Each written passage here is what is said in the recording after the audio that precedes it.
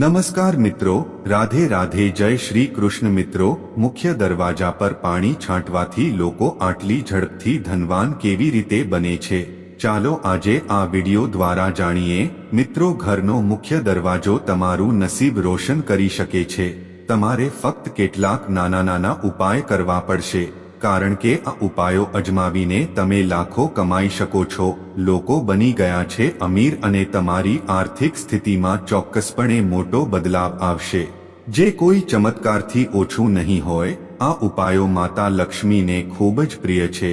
મિત્રો, હવે અમે તમને ઘરના મુખ્ય દરવાજા સાથે સંબંધિત એક ઉપાય જણાવવા જઈ રહ્યા છીએ, જે નિયમોનું પાલન કરશો તો વિશ્વાસ કરો તમે પૈસા ગણીને કંટાળી જશો। મિત્રો, આ પાણી સંબંધિત ઉપાય છે, તે ખૂબ જ અસરકારક અને ચમત્કારિક ઉપાય છે। વાસ્તુશાસ્ત્ર અનુસાર કલશનો સંબંધ સમૃદ્ધિ અને ઐશ્વર્ય સાથે છે, જે દરેક પ્રકારના આનંદ અને લક્ઝરી પ્રદાન કરે છે। તે શુક્ર અને ચંદ્રનું પ્રતીક છે। કલશની સ્થાપના બે મુખ્ય સ્થાનો પર કરવામાં આવે છે। પ્રથમ મુખ્ય પ્રવેશદ્વાર પર અને બીજી પૂજા સ્થાન પર કરી શકાય છે। આ ઉપાય કરવા માટે ઘરના મુખ્ય દ્વાર પર પાણીથી ભરેલું કલશ રાખવું જોઈએ। મુખ્ય પ્રવેશદ્વાર પર રાખવામાં આવેલું કળશનું મોઢું પહોળું અને ખુલ્લું હોવું જોઈએ અને તેમાં પૂરતા પ્રમાણમાં પાણી ભરવું જોઈએ।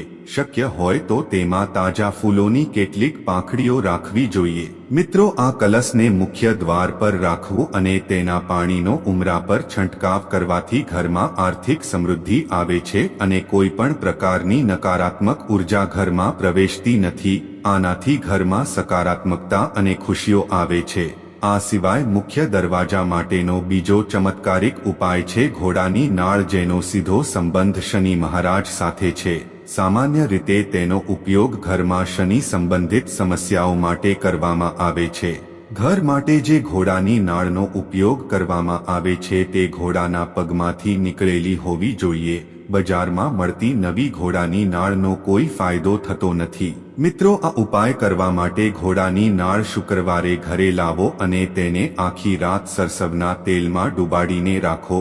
બીજા દિવસે શનિવારે સવારે વહેલા ઉઠીને પૂજા કર્યા પછી તેલમાંથી કાઢી લો અને ઘરના મુખ્ય દરવાજા પર લગાવો। આટલું કરવાથી ઘરના તમામ લોકો માટે શનિ ગ્રહ સારો પ્રભાવ આપશે।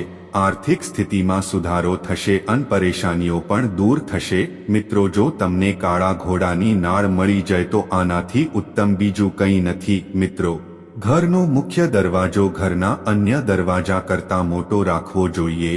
તેનાથી નકારાત્મક ઉર્જા ઓછી થાય છે અને દરવાજો હંમેશા ઘડિયાળ ફરે છે એ દિશામાં ખોલવો જોઈએ। તે ઘરની સમૃદ્ધિ માટે શુભ છે। એ પણ ધ્યાનમાં રાખો કે ઘરનો ઉમરો રોડ, રસ્તા, શેરી કરતાં ઊંચો હોવો જોઈએ। એ પણ ધ્યાનમાં રાખો કે જો મુખ્ય દરવાજો ખૂબ ઊંચાઈ પર હોય અને તમારે રસ્તા પર પહોંચવા માટે પગથિયાની સંખ્યા વિષમ હોવી જોઈએ। મિત્રો, હવે ચાલો જાણીએ કે એવા કયા ઉપાય છે જે તમને ધનના માર્ગ પર લઈ જઈ શકે છે। ધ્યાનથી સાંભળો મિત્રો। વાસ્તુ અનુસાર દરરોજ સવારે ઉઠ્યા પછી ઘરની મહિલાઓએ સૌથી પહેલા ઘરની ઝાડુ લગાવવી જોઈએ। પછી દરવાજાની બંને બાજુએ થોડું શુદ્ધ પાણી હાંટવું જોઈએ। તેની સાથે જ ઘરના દરવાજા અને બારીઓ ખોલવી જોઈએ।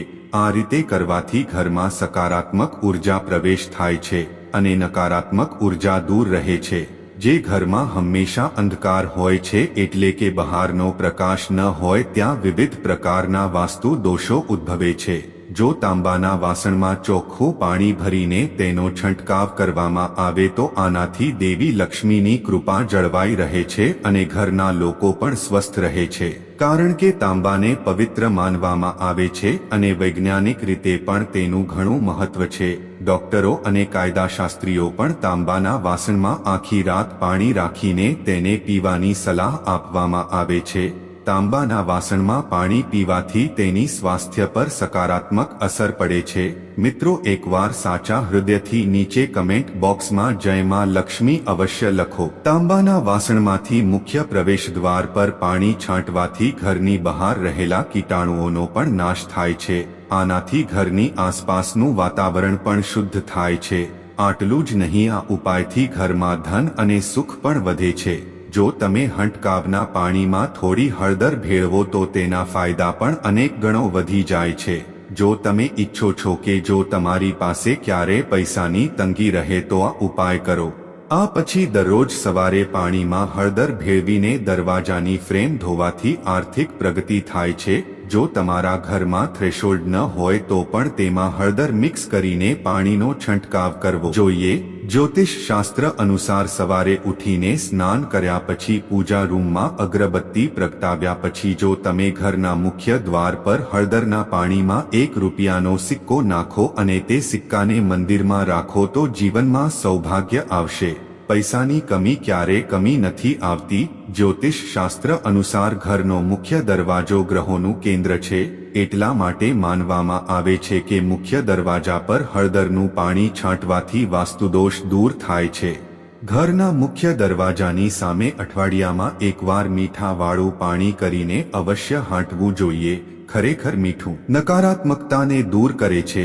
ધાર્મિક પાસાની સાથે તેનું વૈજ્ઞાનિક પાસું પણ છે. અઠવાડિયામાં એકવાર ઘરની સામે મીઠું પાણી છાંટવાથી અને નજીકમાં ઉગતા પરોપજીવીઓ દૂર થાય છે.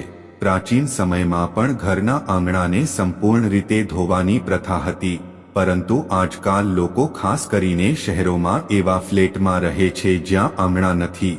પરંતુ તેમ છતાં ઘરના મુખ્ય દરવાજાની સામે મીઠાના પાણીથી ધોવા અથવા મોપિંગ કરવામાં આવે તો કેટલાક રોગોથી પણ બચી શકાય છે અને વાસ્તુદોષ પણ દૂર થઈ શકે છે અને ઘરની અંદર નકારાત્મક ઉર્જાનો પણ પ્રવેશ થતો નથી.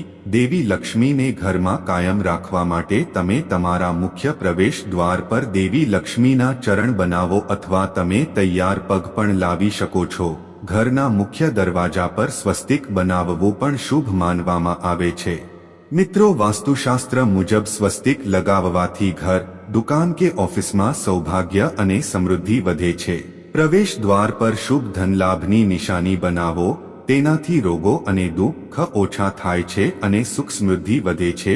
આમ કેટલાક સરળ ઉપાય કરવાથી પણ ઘરના મુખ્ય દરવાજાને લગતા ખૂબ જ અસરકારક ઉપાય તમારા જીવનમાં સુખ અને પૈસા આવી શકે છે અને માતા લક્ષ્મીને પણ આ બધા ઉપાયો ખૂબ જ પ્રિય છે.